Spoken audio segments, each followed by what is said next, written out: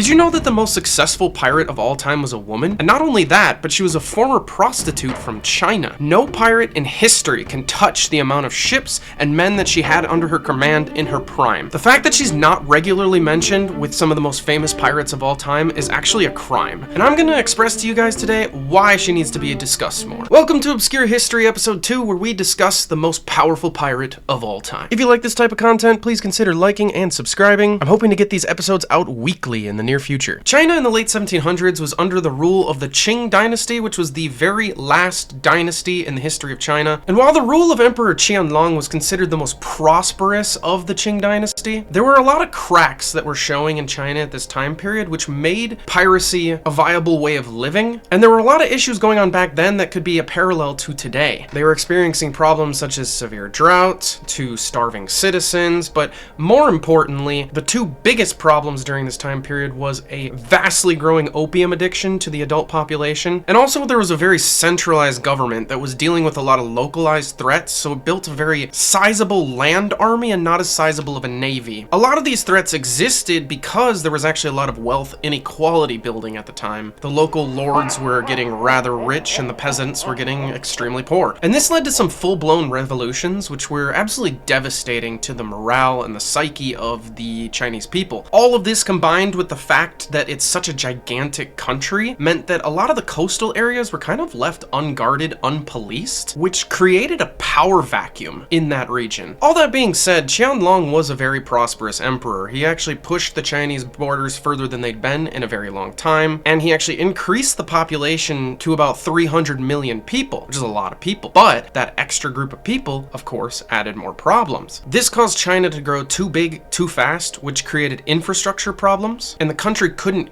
cope with the influx of population. Not to mention, foreigners from Europe and other places had invaded into the region, with many of them centered around India, and China never had to deal with competition for control of trade before, and so that put them at kind of a disadvantage with these new European settlers. Historians argue over what is the real cause of the issues going on in the time period, but everyone does agree that there was trouble. And there was actually a very large famine in 1799, which drove a lot more people to piracy. Another impact on piracy in the region was just the growing and booming trade. I mean, Europeans loved to trade with China. They would snap up silk, porcelain, tea, you name it, and they would bring that back to Europe, and they'd resell that for about 400 to 500% profit. And in a lot of ways, this actually gave China the upper hand in negotiations because their goods were so desired by the Western world, until a little thing came in called opium. And opium just ravaged the country of China because it was so devastatingly addictive, it caused people to lose all motivation, and it just tore apart communities one by one. So China ultimately wanted to get rid of it. They actually banned opium in the late 18th century, but that did not stop its trade at all. And actually it was just brought in illegally a lot of the time from, specifically, the British East India Trading Company. And I think some of us are aware the British East India Trading Company was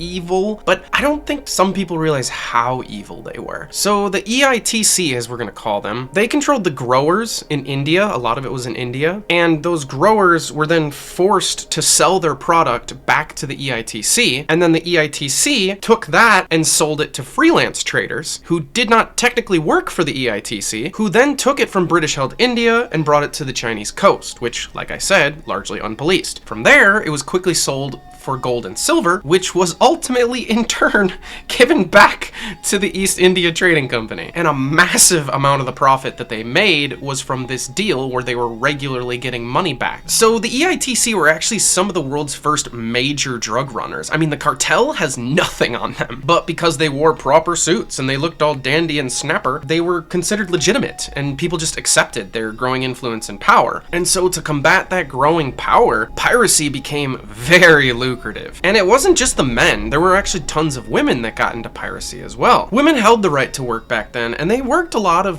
varieties of jobs. I mean, a lot of them operated boatcraft along the coast, but they held very little power in these jobs that they worked. But that isn't to say that women had things easy back then, though. They actually had a very rough time during this time period, just like most any other time period in history. According to the Confucian values of the time, women's purpose was just to bear children, and their husbands were often chosen for them by their family. And if a woman remained unmarried, she could actually enter a man's home as one of his concubines. And some of these families actually would spend almost their entire lives at sea. But in some cases, women who did not marry were given the option to work on what were called flower boats, which were basically pleasure boats. Consider it a brothel. Male customers would come in, pay for wine and food and pleasure and dance and song. And while this wasn't considered like a luxurious position by any means, women could earn a living this way, and they actually could make out a life. So there were a lot of pirates and there were a lot of pleasure boats. And in 1801, on a fateful day, there was one rather infamous pirate named Chang, who raided along the Canton coast, who decided one day that he would like to take a wife. And this man's brilliant idea of acquiring a wife was to send his men to a local flower boat, and he said, hey, you guys, go kidnap a bunch of prostitutes,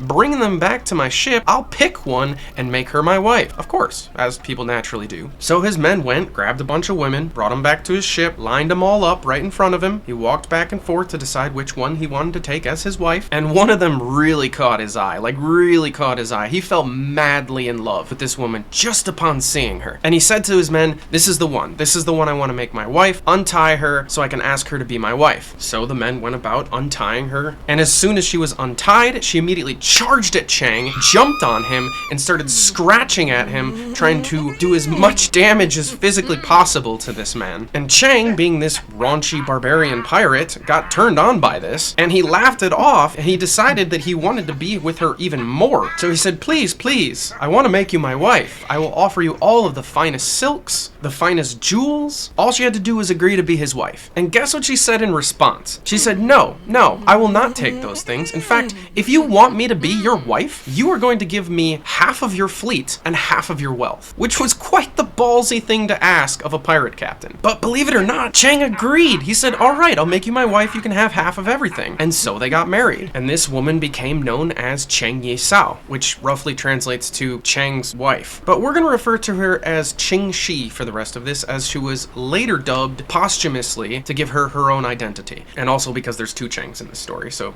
let's get rid of that name. Now, there is no knowledge at all about Ching Shih's childhood. All we know is that somehow she ended up on this pleasure boat, and that was her lot in life. But she was infamously really good at it. She had this thing or ability that we just will call pillow talk, where she knew how to manipulate and get her way. And she was very charismatic, and she had a very keen mind for finance. I mean, clearly she just convinced a pirate lord to give her half of his stuff. And the two of them quickly became a very ferocious duo. But shortly after their marriage, Chang actually got an offer from the Tay Son Rebellion, which was essentially just three brothers in Vietnam who wanted to take over Vietnam. And Chang actually had a relative that was somehow involved in all of this. But the important thing was the three Tay Son brothers said that they would outfit, equip, and train any pirates that agreed to work with them. And so almost all of the pirates along the Cantonese coast decided, sure, why not, including Chang and Ching Shih. And for many months, these pirates trained under these strong guerrilla troops and learned to become very formidable fighters. I mean, beforehand, they were just looters. Now they're actually accomplished warriors. And they saw very little serious combat. They mostly just worked the coast while the Tay Son Rebellion was ingratiated deeper in the land struggle. And ultimately, the three brothers of the Tay Son Rebellion failed in their uprising. But the pirates came back no worse from the wear after the war, and they began their raiding once again, only this time with a lot more fighting experience under their belt. But a lot of the pirates were struggling to make any progress along the coast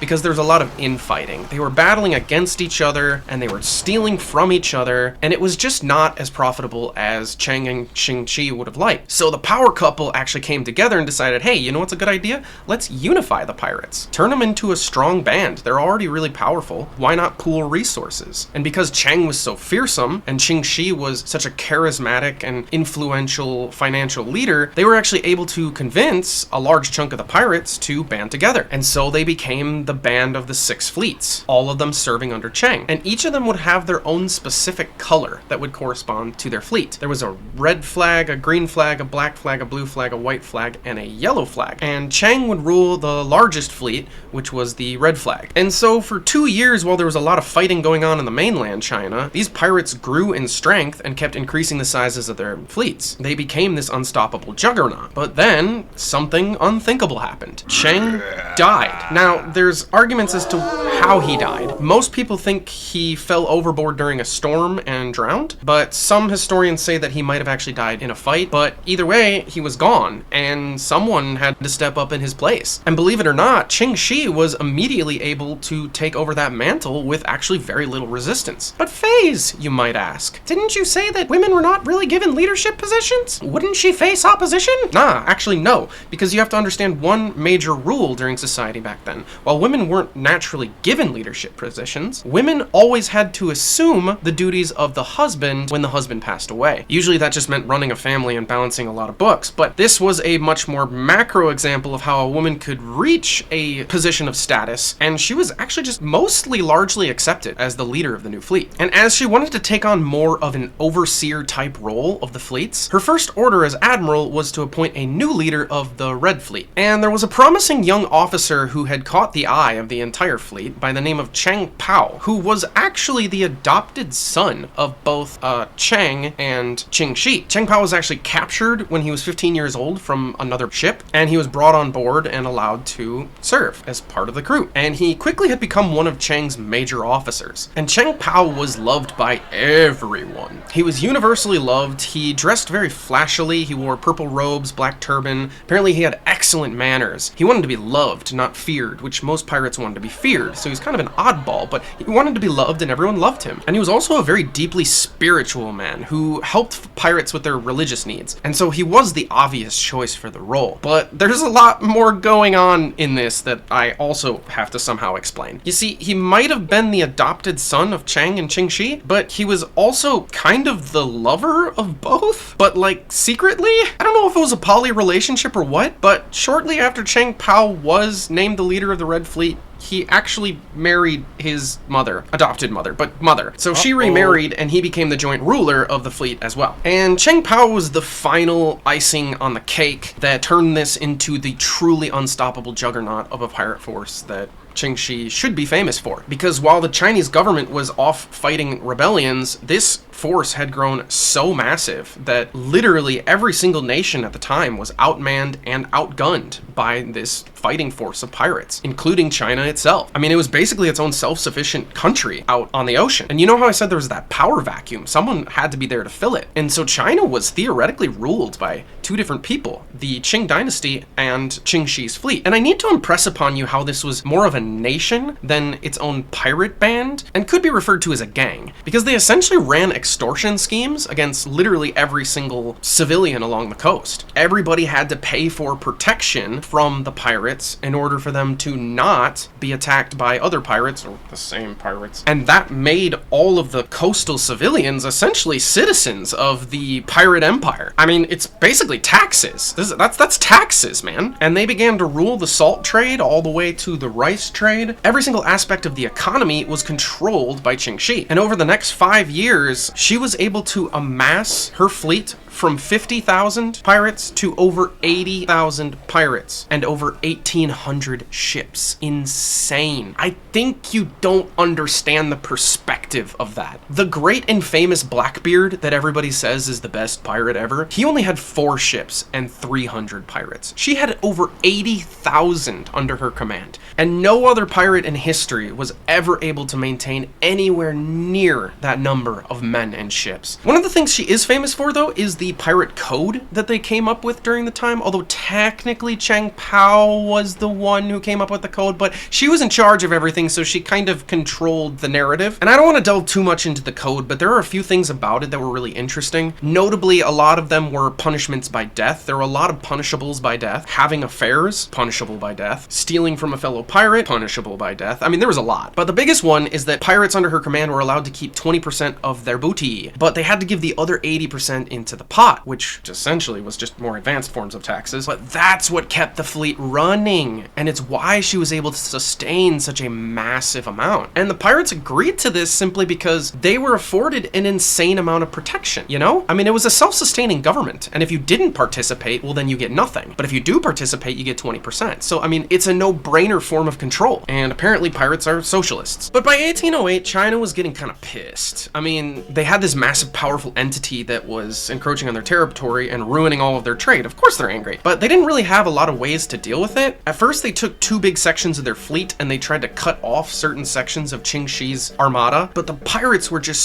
so much better prepared and more well equipped. At one point, Cheng Pao ambushed a brigade general of Human and just completely destroyed his fleet, losing very little in the process, and then subsequently followed that by bringing the fleets together and attacking another large fleet near Wei Wan Island, and these were just massive victories for the pirate fleet. These 2 engagements reduced the Chinese fleet by half, and so China was helpless. They're like, well, we're screwed. That's not to say she didn't have any defeats, though. In 1809, the White Flag fleet was actually completely destroyed, including its leader, Liang Bao, who was a friend of Ching Shih. But that was her only major defeat. And the defeat actually spurred her on to send Cheng Pao and the rest of the Red Fleet to undergo one of the most massive raids that the pirates would ever undertake during this time period. Those 2 previous engagements opened up the Pearl River, which was this big river system, and Cheng Pao went about just rampaging along the river's edge. They ended up unaliving over 10,000 people. He even destroyed a whole city with 2,000 people in it, just wiped it off the map. I mean, pirates. And also in 1809, they were responsible for causing a lot of losses to the British East India Trading Company, who also couldn't really fight back. And during one of those time periods, they captured several of the British citizens that were working aboard these ships. One of them, Richard Glasspool, is one of the only surviving accounts we have of Ching Shih, and which is where I'm getting a lot of this information from today. And Richard and his fellow countrymen who were captured were forced to participate in these pirate raids.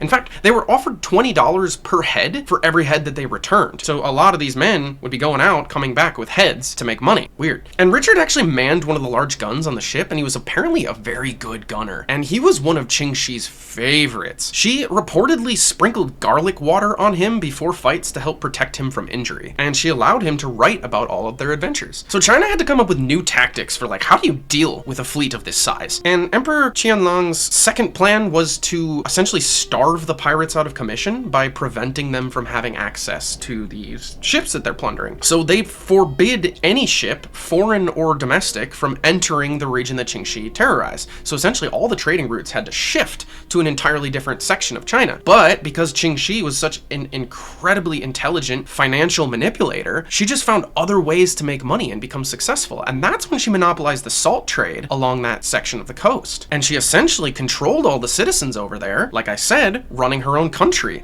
So she didn't necessarily even need to. It really hurt China more than it hurt the pirates. So China had to resort to measures that they never would have thought of in the past. They actually decided to work with Great Britain, who they previously fought with over the opium trade. But Ching Shih quickly repelled the British, and that ended up being a complete failure. Then the Chinese turned to the Portuguese and got a bunch of Portuguese man-at-wars to come help them, paying an exorbitant amount of money to acquire these ships. And while the Portuguese at least put up a fight, they still got absolutely destroyed. Even the United States got involved a little bit, but it did not matter who they threw up against Ching Shih. Her force was so unstoppable. However, as any great nation knows in history, downfall is inevitable.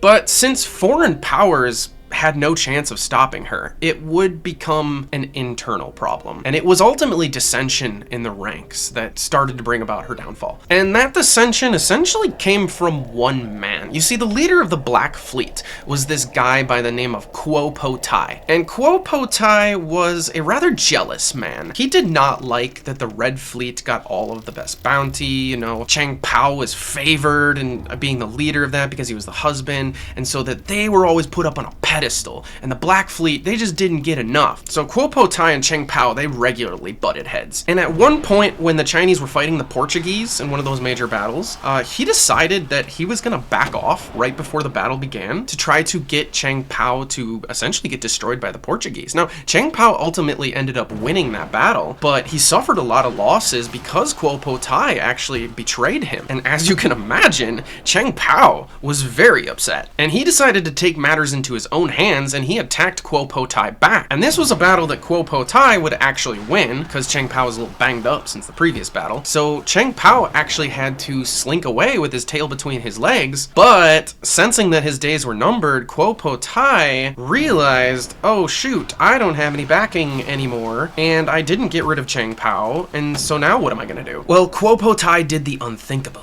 Actually, during that time period, the Chinese government was offering amnesty to any section of the pirates that they could try to pull away from Ching Shih's rule. And that was their final strategy, was just like, well, if we can't break them apart, we're gonna have to try to find a way to get them on our side. It's the only way to do it. And this was their big ticket. They got Quo Po Tai to defect, joined the Chinese military, and became a pirate hunter himself. Arr, matey. And so he was fighting back against Ching Shih. But guess what Ching Shih's response to all of this was? No, seriously, guess. I'm actually gonna give you a few seconds to guess. I really want you to guess. Take your time. Come up with something good. Got it? What? Oh, you're wrong. You're all wrong. I guarantee you every single one of you is wrong. Not a single person got it right. Because what Ching Shih did is she defected as well. She turned herself in. But that's the thing. And you might think, well, that doesn't make any sense, but it doesn't make sense to us because she was so incredibly savvy and she was never about the pirate life. It was just about the control and being a financial goddess. And so what did she do? She literally pulled into the port and she strolled into the capital completely unarmed with 17 people around her, all women and children. Now this is calculated. She walks up to Emperor Qianlong with this completely unarmed retinue. I mean, what a sight that must have been. Can you imagine like all the people working in the city seeing this feared pirate queen just walking in completely unarmed, just without a care in the world, turning herself in, even though she's still vastly outnumbered the Chinese military. She chose to appear for negotiations this way specifically, just letting her aura and her mystique and her powerful track record speak for itself. And this gave her the upper hand in negotiations. Now, she had actually tried to negotiate in the past, but we're not going to get into that because we just want to get into this one. Because for this specific negotiation, she wasn't even really negotiating. She actually pushed for a settlement for the pirates to keep all of their money to avoid jail completely, and for many of them to get jobs in the military after everything that they did to the Chinese. Not only that, but Cheng Pao himself got a royal position in the Navy with his own private fleet, and the government paid them a huge sum of money so that they could get established on land in the area where they were already running their own nation. Plus, they all got government-sponsored pensions. I mean, the balls on this woman. But it was smart because even though she still had the power, that's why she gave in, because she saw the writing on the walls. She already knew that Quo Po Tai was coming for her and that it was a matter of time before things started to fall apart. So she needed to get her negotiations out while she still had all the power. And ultimately, they had to agree because they couldn't do anything about it. Now, maybe if they would have waited a couple years,